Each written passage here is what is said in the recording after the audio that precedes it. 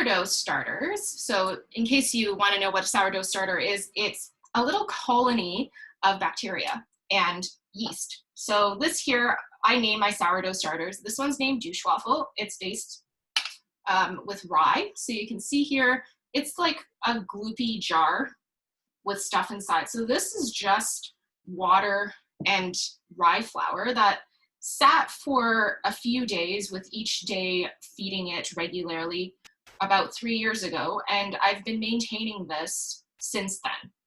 So what happens when you first mix any type of grain, so it could be wheat flour or rye flour, with water, is that you end up activating the amylase. So you've got these enzymes. So that's what my enzymes look like, these big spirally things. They're going to start turning your grains into sugars. So you have all these little sugars that are around. And yeast and bacteria really like to eat those sugars. So they're going to go around and they're going to try to eat these things. Now, the yeast, that's the little round circles here, they produce carbon dioxide. Now, what's carbon dioxide? It's a gas, and that's what creates these nice big bubbles. That's what's going to give you rise. Now, these little bacteria here, they're a class of bacteria called lactobacillus. Now, this is what you find in yogurt and a lot of fermented foods. And the reason they're called lactobacillus bacteria is because they make something called lactic acid, which you would find in a lot of dairy products. They also can form other types of acids, such as acetic acid, so that's more like a vinegar. So you do get different flavor profiles from the lactobacillus. So that's what gives the sourness of the sourdough, and the yeast is what gives it all the puffiness to rise our bread. And within all of this, there are many, many different types of yeast and bacteria that happen. And the reason that this whole microbiology is really important is because what we're doing is we're encouraging and growing and maintaining a colony. So I actually call my starter my pet, because it really is my pet. I have to feed it regularly. So when you're growing a starter, there's going to be a bit of a curve. Now, I think everyone's probably kind of familiar with these curves now. They're exponential growth rates due to, say a coronavirus. But bacteria and yeast, they really have the same thing. So they're going to start out kind of slow, and they're going to multiply. And they're going to go into this big exponential growth, but then they're going to start running out of food, because this stuff, it needs to eat the sugars. And well, if you only have a certain amount of sugar or starch inside a jar, it's going to run out of food. So it's going to start plateauing, and eventually it's going to start dying. So during the growth and the baking of all of our foods, what we're trying to do is we're trying to get our yeast and bacteria to about this here. So between making your bread and the baking, you're trying to optimize in that nice sweet spot where you have the most amount of this stuff growing. Because once you get past here, that's actually what might lead to some people who have tried sourdough and they had, say, a flat loaf. So this could be from overproofing. And then if you're down here in this area where you haven't had enough growth yet, then there's just not enough of it. So that's why we're really trying to nail the sweet spot. So now that I've given you my quick science lesson, let's go into what you do. So step one, making a starter. So to make a starter, all you really need to do is mix flour and water together. So I'm not going to demonstrate that on my counter cam, but what I'm going to show is just a few different starters that I have started. So this here is what I call my rye starter. So you can see it's quite bubbly, and that's the indicator that it's ready to go. So the general process for doing something like this is, I'm going to do a little timeline for everyone. So you have the first day, so day one. You're going to have a jar, and you're going to put equal parts of your flour and your water. So for instance, 30 grams flour of any kind, 30 grams of water. You're gonna let that sit for 24 hours. Day 2. Now, you're gonna have to leave some of this mixture together because you need it to seed your next growth period. So you're going to take out half of that. So you're gonna be left with, this is 30 grams of flour water. So about 1/3 of your total mixture is gonna be the one from before, and then you're gonna top it up. So you're gonna have another 30 grams of flour and 30 grams of water. Now, between day 1 and day 2, you might find a few bubbles here and there, or you might not see much, but that's okay. You just keep going. Okay, on to day 3. Now, what you're going to do, oh, I forgot to mention, so day 2, once you take out that 30 grams of flour and water, that's called a discard. But I don't like to consider it a discard. I just use it as an ingredient for something else. So you can make a cracker with it, you can just toss it in, say, with pancake batter, or you can save it for later and then make something more with multiple discards. You can just throw it into the fridge. Okay, on to day 3. So now you have 90 grams of this mixture, and you're gonna take out 60 grams. So you're gonna be left with, again, 30 grams. I'll just call this the starter. And then you're gonna top it up again. So that's 30 grams of flour and 30 grams of water. And then you're gonna have 60 grams of discard. Again, you can do whatever you want with it. Now, by this point, depending on what type of flour you're using, you might see some activity. Actually, sometimes on day 2, you see activity. So I find with rye, you get quite a bit of activity. So very quickly, you're gonna get these bubbles here. I have another one here. This is whole wheat only. I actually only started this a few days ago, and it's very active. So you can see it's nice and bubbly. If you can, there we go, under the camera. Okay, so yeah, this here, nice and bubbly. But then with, say, white flour, a lot of people, they seem to have some more struggles with using just plain white flour to start a sourdough starter. And this one I started at the same time as the whole wheat, and it's just not as active. There's just not as many bubbles. And I've been really trying to coax this one. And that's why I just normally maintain a rye starter, because rye has a lot more amylase in it, which is that enzyme that helps break starch down into sugars. And also the bran or the kernel of rye as well as whole grain flour is just more conducive to yeast and bacteria growth. And it also has more natural yeast and natural bacteria to really help give it the start. So if you want to make things easier for yourself, I highly encourage using a rye media or a whole wheat media to get your started. Okay, back to this whole time frame thing. Once you're through the 3rd day, and this is where it kind of just changes depending on how active your starter is.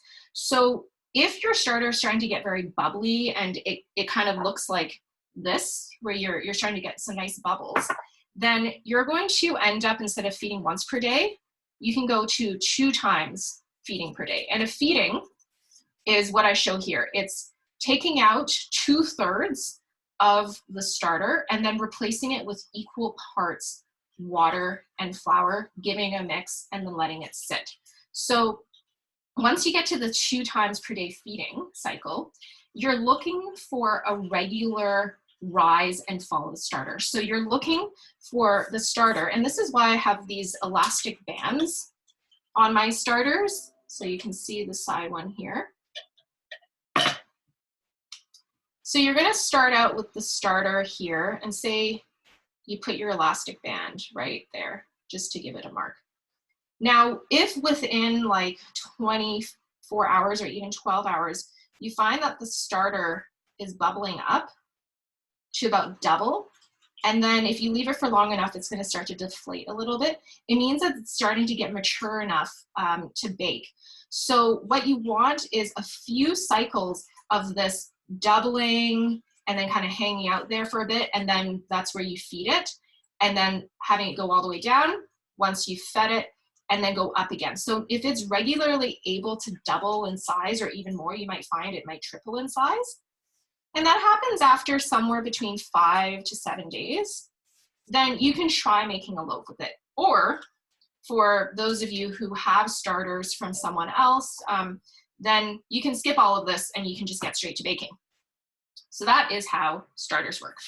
So now that you have, say, an active starter, the next step is to actually bake with it. So I find that it's very helpful to have a scale. As you can see, my measurements were mostly by weight because it's just easier to deal with things such as different densities of flour, and also just having to use fewer measuring cups by doing everything in weight. So I encourage you to get a scale. So the one that I have here, it's probably $10 to $15, and it's been a great tool. I've had it for years. It works very well. I think I only changed the batteries once, and it just makes life way, way easier. So to start out with baking, this is where it depends on how much starter you have. So I don't keep a very large starter in my fridge because I don't have much space, right? So mine's just this tiny little jar. So before I start baking, I need to bulk it up. So to bulk it up, you just need to, first I'm going to tear this, take a little scoop of your starter out. And so I'm going to do this in a much smaller amount because you are going to very quickly see I have maybe 3 or 4 loaves of bread in different stages in the making, and there's only so much bread that I can make in a day. But the concept's about the same. So I'm going to do about half the amount I usually do. So I usually use around 30 grams to make up my pre-ferment. And so there might be different names you see, like Polish or a levain or a biga. It's all the same thing. It's the thing that you use before you make the dough. And what you're doing is you're just growing a larger colony of bacteria and yeast. So I've got my 15 grams there. And then depending on how much of this pre-ferment you want, you can add a lot of flour and water or a very small amount. But the general thing is just the ratio. So I like to do a pre-ferment with a 1-to-1 ratio by weight of water and flour. So what I have here is some water. Now, for feeding your starter or getting your starter, or even for baking, I like to use water that has been dechlorinated, which really just means I let it sit out at room temperature for a while, and that just lets the chlorine come off. So this is just water that I leave on the counter with the lid slightly off to the side. So I'm just going to add equal parts water to this. And so in this case, I'm going to make about 130 grams of pre-ferment, which is enough for a small loaf. And you don't have to be super exact with this, so 55 grams, close enough. And depending on what you want to do, this is where you can make your pre-ferment with the same type of flour that you use for your starter, or you can mix it up. So what I commonly do is in my pre-ferment, just to train my starter onto the whole wheat flour, I do about a 50-50 mixture of rye. So this is the rye here. So I'm going to try to get up to around the, oh. Okay, well, that makes things a bit harder. I think I had a few grams left. Okay, let's say that's about enough. As you can see, I'm not the most precise person when it comes to baking, and I know some people say that with baking you have to be very, very precise, but I found that to not be the case. A lot of the stuff is quite forgiving, and sometimes when I'm making bread, I barely even use a scale. I kind of just mix everything together and seem to get away with it. So that's about right. And then you just give it a good stir.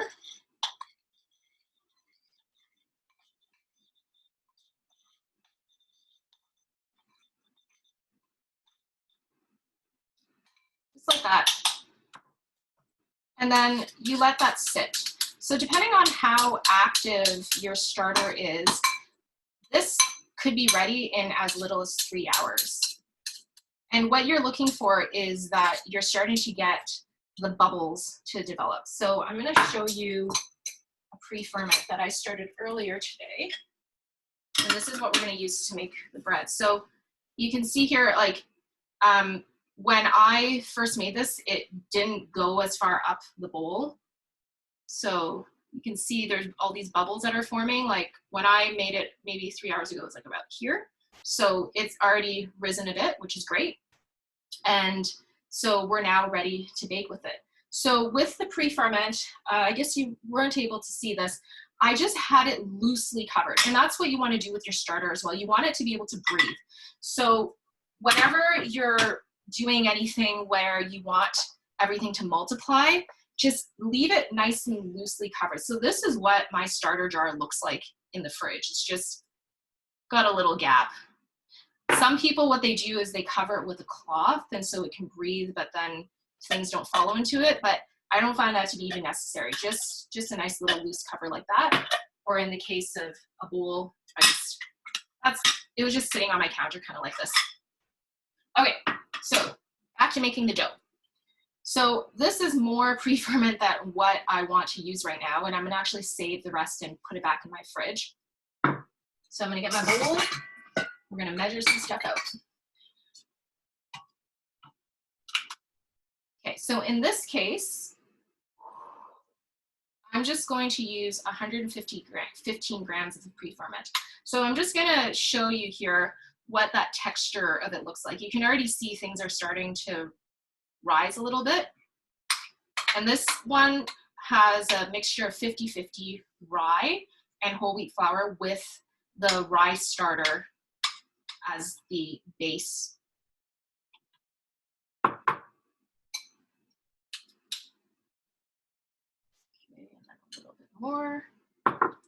Now for some people, if you don't want to do all your baking in one day, you can make your pre-ferment, say, the night before and just leave it on your counter. Or if it's very active, you can put it into your fridge. And that's one thing with baking with sourdough is you can always put things in the fridge to slow them down a bit. Putting things in the fridge also helps with developing the flavor because the lower temperatures help activate a lot of the lactobacillus, and they are the ones that create all the sourness. So if you find that you want more sour bread, then a nice long slow rise is helpful. If you want it to be less sour, then a faster warmer rise is good. And so if you are joining me next week for making the cocktail buns, you'll find that it's a very short process, and the reason for that is I don't want them to be super sour. I want it to be more like a brioche dough. So with this recipe that I'm showing right now, you can kind of modify it based on what type of flavor profile you want and change the time that you rise it for, and also change how long you leave it in the fridge versus not have it in the fridge at all. So there's a lot that you can do. So now that I have the pre-ferment in there, I'm going to add the water. So I'm going to add 175 grams of water. So that's 175 milliliters. And a lot of times I just tear my scale for this so that every time I can see exactly what I'm adding.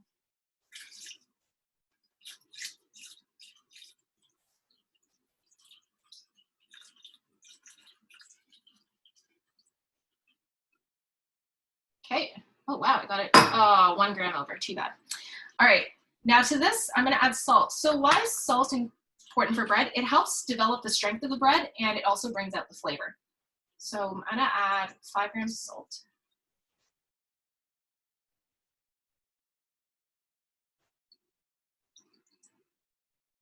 Okay.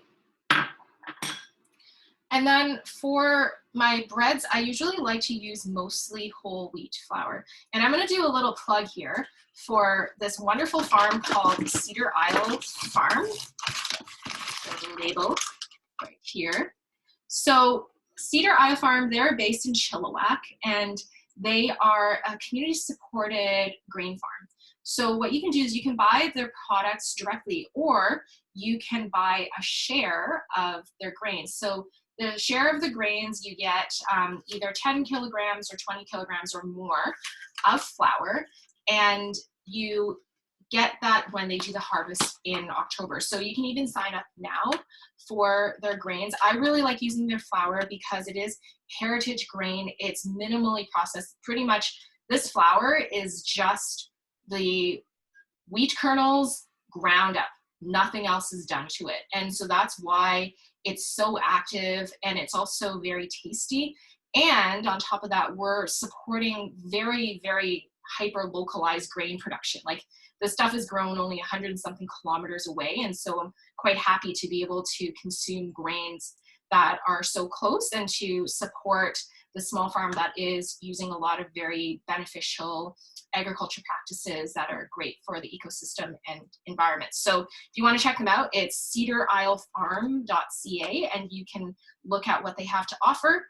You can also buy their flour at the farmers market, as well as the soap dispensary and Nada, and there's probably a few other stores in Vancouver that have their flour. So I really like to use their heritage hard red wheat, and that's what you're going to see here.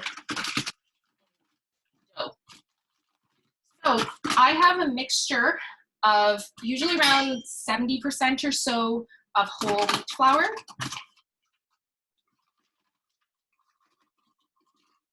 So in this case, it's 160 grams. And if you're concerned about all these numbers that I'm spewing out, don't worry about it. I will post that up for you to look at.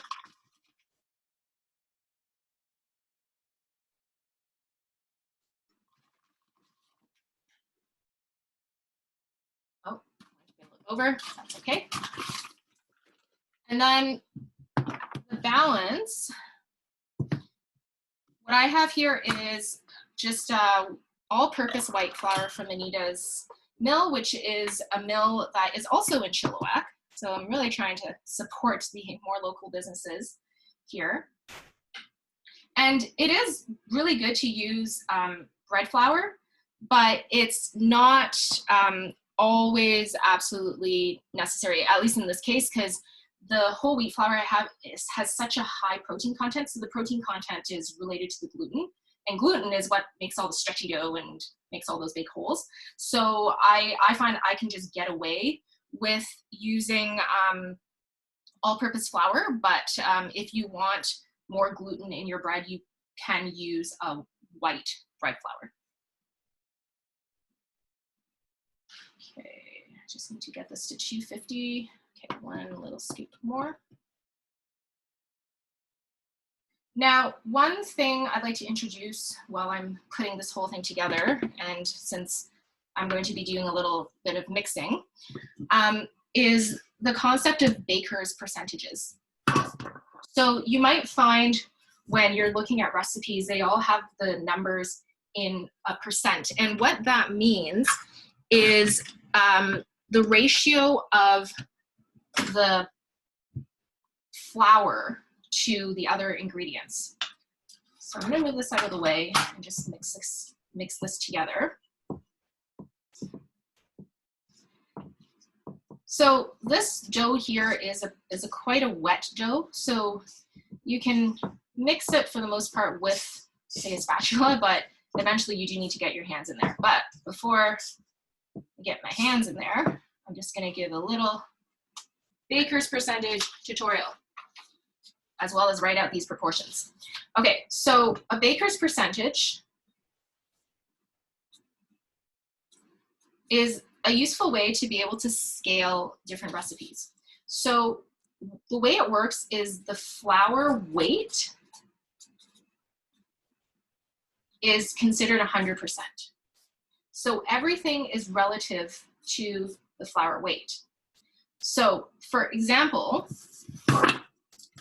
in this case, my flour weight, and that's the combination of all the flour, is 500 grams. So if I want, say, a 70% hydration dough, which is quite common for a lot of recipes, then the water is equal to 70% times 500 equals 350 grams, something like that. And then all the other ingredients, so say you have dried fruit or salt or yeast or anything like that, it will all be based on these ratios here. So when you see that something says, like, say 70% hydration dough, it doesn't mean that 70% of the dough is water. It means that it's 70% of the flour weight is the water weight. And so that's how you multiply out everything. So you might find like some things that say, okay, I've got like 10% starter and then 70% water and then the flour. So it doesn't add up to 100. So a lot of times your total dough is actually something like 180% because you've got, this is 100% plus say your 70%, that's water, and then say like 1% salt. So I'm kind of just spewing out what typical ratios might look like. And then you might have, say, another 9% is sugar. So something like that. If you look it up online, there's a lot of other tutorials that show how these baker's percentages work, but just wanted to introduce them for you. Okay, back to mixing this all together. Now, another thing you might find in a lot of recipes is that they have a stage called the autolyse. So the autolyse is where you let your flour and water sit for a while. So you mix the flour and water of your recipe together first without the starter, without the salt, nothing else. And then you let it sit for anywhere from 30 minutes all the way to hours. And the reason for that is that it helps hydrate the dough. So the way that gluten develops, and you can see that starting to happen here, is you need water and flour, so the wheat, to mix together. And the strands of gluten, they form as the water gets absorbed into the flour. And so to allow the gluten to be kind of completely formed, then you would let it sit so that you don't have kind of like any flour that's left over that hasn't been absorbed. I find that I'm able to get away without using the autolyse step. Apparently, if you do have that step, and some people completely swear by it, it gives you a nice open crumb. So the crumbs, like the holes in a bread, it gives you a more even rise, and it makes your bread look nicer. But I don't care that much about my bread looking very nice, so I just go without it just to skip the steps. So it's up to you if you want to do that autolyse or not. So as you can see, as I'm mixing this together, I'm just kind of hand combining it. And because the dough is kind of wet, and you'll find that with some more whole grain type breads, the dough is wetter. You don't really need to knead it. You kind of just need to mix it together. So one official technique is called a stretch and fold. So I'll show you what that looks like. I don't really necessarily do it the textbook style because with a whole grain flour, it's just not as stretchy, but you kind of pull the dough like this, you flip it over itself. Pull the dough and flip it over itself. And so what I'm doing here, which is just random mixing, is kind of that, just not as pretty as some of the YouTube videos that you might see of people are stretching and folding a dough that's completely white. So with this, you just need to work it enough so that you have a smooth dough. So you can see it's pretty homogeneous and it's mixed together. And that's all you really care about, because when you have something with higher hydration like this, there's more room for everything to move around. So there's less need for you to knead. Because when you have, say, a drier dough, so like that's probably a hydration around 60% or so, you need to move everything around to distribute the bacteria and yeast, because otherwise it just gets locked up in a bunch of little pockets. Whereas when you have more water in a dough like this, then the bacteria and yeast can just swim around in the water and they distribute themselves. So you kind of just let them do the work for you with a wetter dough, which is very nice. So this here, I'm just going to put it aside, cover it up, and let it sit for anywhere between 4 to 6 hours. Now, if you want a slower rise, you can put it in the fridge, and then there you can leave it for 12 hours, 18 hours, actually quite a long time, depending on your schedule. For a slow rise, or if you want a faster rise, I find normally within 4 to 6 hours, it's pretty ready to go. So next step, pretend that 4 to 6 hours have passed. It's time to shape the dough. So this is another bowl of dough that I had made earlier today. And how do you tell that something's like risen enough and is ready for shaping? So it's about double in size, and you can see it's very, very puffy, right? So you see those holes that are forming there. And so it's ready to go. So for shaping, there's a few different ways to do this. And the key is to just try to handle the dough as little as you can. So I'm going to try to gather all of this out and put it onto.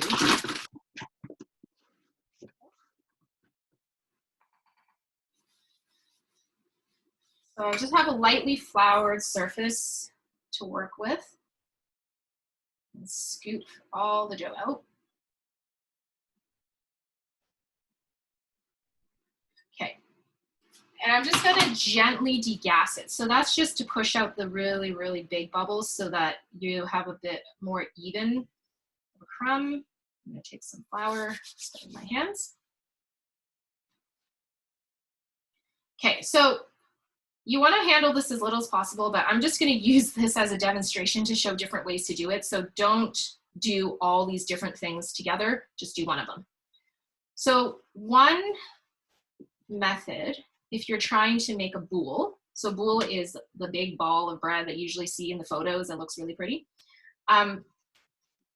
There's an envelope fold, which is kind of like making an envelope. So stretch the dough like this, and you're gonna pull the bottom end towards you, like that. And then the ends, you're gonna flip to the side like that, so it looks like an envelope. And then you're going to take this and you're going to just roll it over itself. So what you can see here is I was tugging on the dough because you want to create tension. So now I've created some tension. And now I'm going to just gather this dough under itself. And I'm gonna kind of tuck everything together because you want to create the surface tension. Like you're gonna try to contain all these bubbles. So you can see I'm like kind of squeezing everything together. It makes this ball that kind of bulges around, just like that. And then from here, you're gonna put it into your proofing basket. Now I don't have a proofing basket. I just put a piece of cloth into a bowl with some flour on it and then cover it up. So if you're making a boule, this is my proofing basket. It's a bowl with a cloth. No need to buy the fancy things called like bannetons. Those you could buy if you want to, and then you have like a dedicated basket for proofing your bread, and it does breathe a little bit more, so like technically it is better, but I find that just using a cloth and a bowl is good enough, and then I don't have to have extra things in my kitchen. Now the other way to do this, now if you want to do say something in a loaf pan, then it's similar concept. So I'm gonna overhandle this dough a little bit today.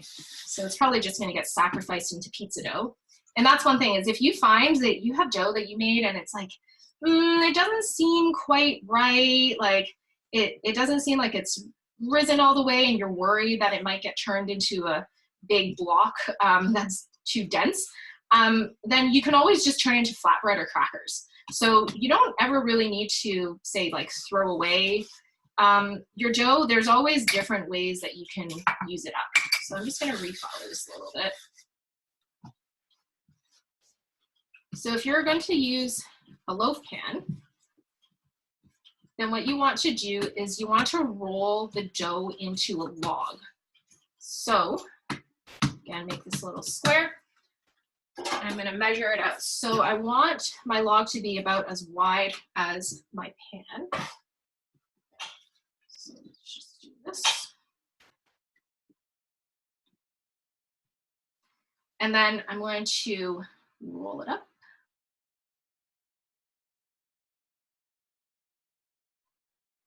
Like so, seam side down. And I'm going to do a little bit of a tuck on the ends. And again, you're trying to capture all the gases and create some surface tension, because you want to keep the gases in there so that when it expands, it's going to make it rise instead of just escape. So with bread that's in the loaf pan, you can actually just shape it and put it straight into the pan and then bake it in the pan. So I have a loaf pan here that's pretty much ready to go. I'm just going to put a piece of parchment paper in it to keep it from sticking.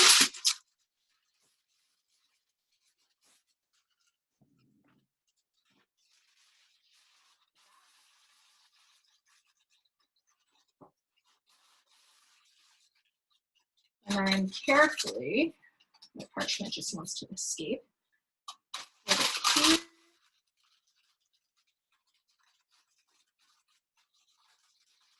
And then for both of these, I'm just going to let it sit for a while. So this one, just cover it with a cloth, like so, and then let it sit for proofing. So in terms of proofing, I usually find about an hour and a half to 2 hours is enough, since my bread's quite active. So you can see here, let me just go grab this as well as turn on my oven.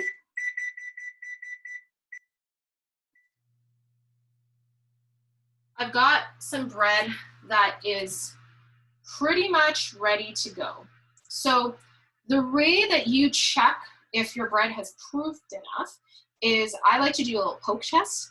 So you poke it down and you can see that that hole there, it's just coming back up halfway. So you poke it, and this one's actually already starting to get to the stage of being possibly a little overproof because I left it for a bit too long. But what you want to see is that when you push it down, it springs back about halfway, but not all the way back up. But also you don't want it so that when you poke it down, it doesn't come up at all, because that means like you're starting to get to the, yeast dying phase. So when you're proofing, you want it to just be like at around this point. You don't want it to get to this point. So this is probably in the middle here. So it's a little bit overproofed. It might mean that my bread might not rise a little bit as much as I want it to, but that's okay. So once this is ready to go, now I forgot to turn on my oven, so the pan is not quite as hot.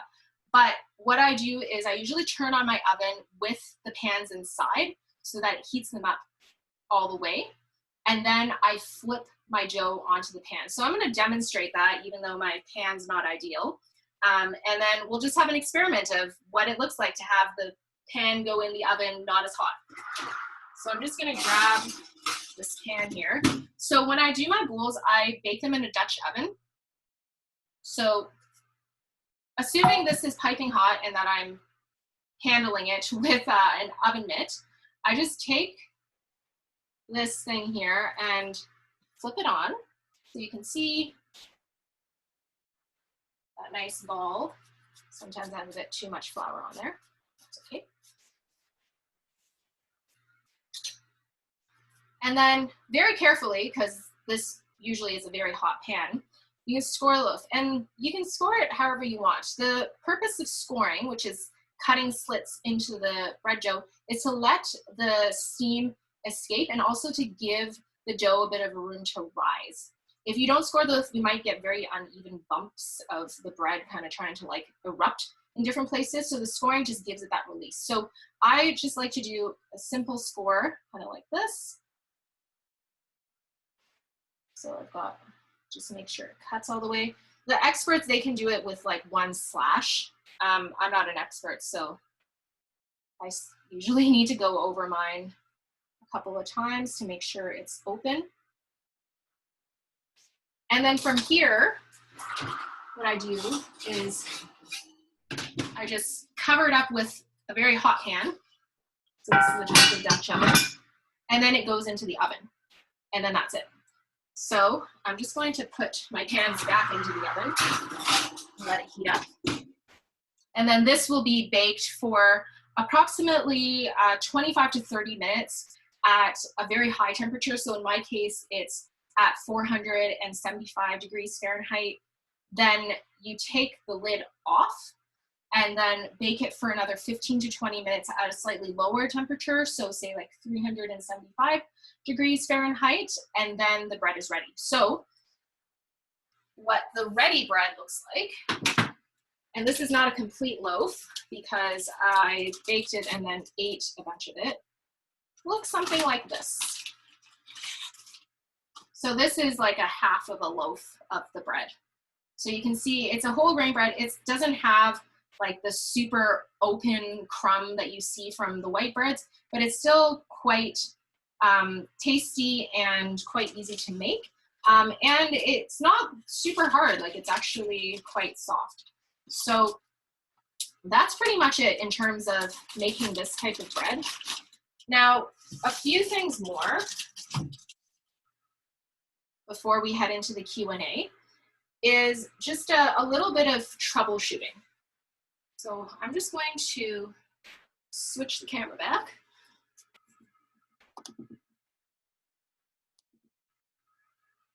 With common problems that you might find as you're going on your bread baking adventure. So the first thing is with the starter. So you might find, for instance, that your starter is not activating, and I have an example here, right? Like this thing here just isn't as bubbly as I want it to be. And that could be that there just might not be as much yeast and bacteria that's there. A common thing is if you're using bleach flour or if you're using a white flour, it just might not help with or be facilitating the growth of the yeast and bacteria as well as other flours. You might also possibly have overshot the period of time in which everything was growing and it actually started dying. And so you might need to just restart and try it again. Or if you have starter that you can borrow from someone else, then try to use that as an inoculant to make your own starter. That, or you can try something, say, with rye or with whole grain flours and see if that helps with making your starter go. Another possibility, if you're in a place that's cold, is that it's just a little bit too cold. For making a sourdough starter at the beginning, it's good to keep it at about room temperature, but not too high, because if it's too warm, then you actually also can have your yeast and bacteria grow too quickly and then die off. So there's a bit of like a middle ground for the starter. Now, when it comes to your bread itself, it's important to make sure that you are using flour that has a decent gluten content. Once you get like pretty comfortable with sourdough baking, then you can push the limits a bit more and use flours with a lower gluten content experiment. But at the start, it's good to just do things that would maximize your chance of success, which is to use a nice high gluten flour. So look for bread flour or any flour that might be called a strong flour so that you can maximize your chances.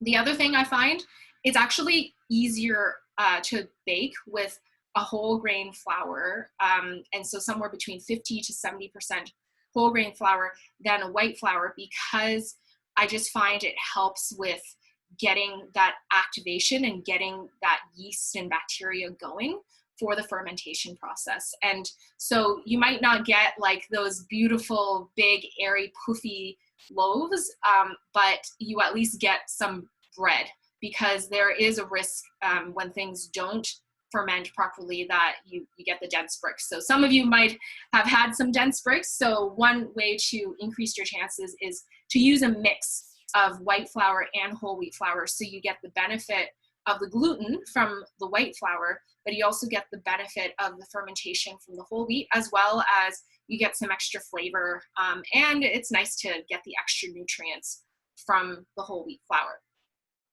Now, another thing that can happen sometimes is just when you're doing a boule shape, is when you're forming it, you saw how I was taking everything and really putting tension on it, is when you're shaping the boule, not putting enough surface tension so that it kind of opens up, and that also can result in a flat disc. So the way to get around that, besides practicing shaping, is to start out with using a loaf pan.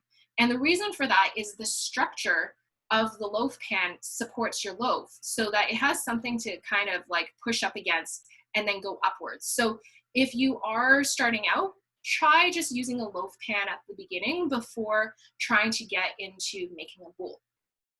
Now, another thing about the boules is you can see I used a Dutch oven, and the reason for that is the steam is very helpful for making a nice crust. So if you don't have a Dutch oven, but you still want to do a free-form loaf, then a way around it is you can just put some boiling water in a tray under your bread in the oven, and so that can generate the steam to make that really, really nice crust. And then the last tip I have regarding your starter is that if you don't have, say, time to bake regularly with the sourdough starter, you can save the starter in your freezer. So the way to do that is mix up your starter, so feed it with a higher ratio of flour to water, so it's a very, very kind of like dry paste, and spread it out on some parchment paper or silicone and let it dry, like dry thoroughly until it forms kind of almost like a chip. And then you can break out those little chips and put it in a container and put it in your freezer. And so that helps with archiving your starter so that you can use it at another time. So I see that there's actually quite a number of questions coming up on the chat, and we actually are going to go into the question and answer part. So I'm going to try to go through some of these questions, and then if you also have questions, you can feel free to turn your video and your camera on, and then I'll try to answer as many of these as I can in the next few minutes. So let's see. Do I need to feed the starter every day? No, you don't. So what you can do is, if you don't want to bake regularly, you can put the starter in the fridge. That's what I do, and feed it about once a week. Now, if you have a rice starter, which is what I use, it's very forgiving. I call it a zombie starter because it seems to not die. So I've left it for 2 weeks at a time without feeding it, and it's been fine.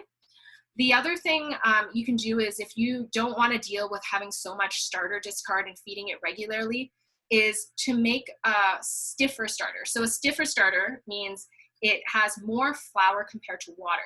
So when you have more flour compared to water, it's just harder for the yeast and bacteria to access the flour and all the nutrients that it needs to eat, so it just can't grow as fast. So that's are some ways that you can avoid having to feed something every single day is use your fridge. Like whenever you do anything, just use the fridge. It helps a lot. And then for freezing and then bringing the dried starter back to life, it literally is just add water. So you add water to make a paste with the dried starter, and then do a regular feeding of water and flour to that, and that will bring it back to life. I have done that with my starter before, where I just put it into the freezer when it's dried and then took a few flakes back up and reactivated, and it was fine. It's also a great way to be able to send starter to people who may not be in the same community. You can dry it, put it in a little envelope, and send it off to them, and they can reactivate it. That's what one of my friends actually did when they were living in Calgary. They took the starter to Calgary in little chips and then reactivated it. And then the community that I mentioned for sourdough, yes, it's a sourdough group on an app called Nextdoor. I will send an email out to everyone who signed up for this workshop with a few resources and links. So the Nextdoor group will be added to that. And I think those are all the questions. I'm just going to check with Camille. Are there any questions you weren't able to answer? Yeah, there was one about That's a very good question. I actually do not know. I have not experimented with coconut or hemp flour before, but maybe if someone else on this workshop has something to report on, that would be great. I have a feeling maybe there will be some people on the interwebs that have done this, but that's not something that I know of. Any other questions from anyone or any comments? You can feel free to ask. Oh, there's another one here about advice to get affordable white flour that does not contain additives. That's a very good question. One thing I have done is at some of the shops, so for instance, the East End Food Co-op that's on Commercial Drive, they allow people to do special orders of any product in bulk from their store. So that way you can buy it at the distributor's rate with a small markup. And so they do have the flour from Anita's Mill there, which I find is a very, very good flour. It doesn't really have any additives. That's what I have. It's just the organic all-purpose flour. So if you're willing to buy, say, 10 or 20 kilograms of flour at a time, you do save quite a bit of money. For those who are in East Vancouver, I do have a bulk buying club that buys things from Horizon Distributors once in a while, and they do have the 10 kilogram bags of the Anita's Mill flour for about $30, which is a pretty good deal for organic, unbleached, all-purpose flour. Okay, let's see. About the rye starter versus the white, it seems that the starter is a bit thicker and less bubbly. Is that normal? Yes, that definitely can be the case. That's what actually I find with the white starter that I tried to get going, is that it just wasn't as puffy and airy. And I know people who do have white flour based starters that are very, very active and very, very bubbly. And that's where it might just depend on what types of yeast and bacteria you're able to capture within your house, because that's what a starter is based on. It's kind of like whatever the wild yeast and bacteria that are around. But the main thing is as long as it's active. And so one way to check if it's active is to do something called a float test, where you drop the starter into a little jar of water. And if the starter's floating, it means that it's producing enough gases, so the carbon dioxide, for it to be able to raise bread. So if you do the float test and the starter, even if it's kind of thicker and not as bubbly, is able to do that, then it's probably ready for baking.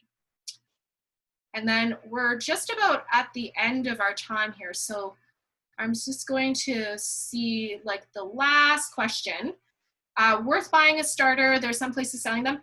Yeah, I've never bought a starter before, so I don't know how the starters are that you can buy. So that can be something that you can try out. I'm sure a lot of the starters from the bakeries that are selling them are very, very active and very, very resilient. But it is something, if you don't mind trying it, to try to grow your own or get it off of someone. All right, so with that, I'm going to close out the session. Thank you everyone for joining. I hope you found the session to be informative. And if you are interested in joining for the other workshops, that link will be sent out to the email address they use to register for this workshop. So thank you very much. And I hope you have a great baking adventure with your newfound knowledge of sourdough.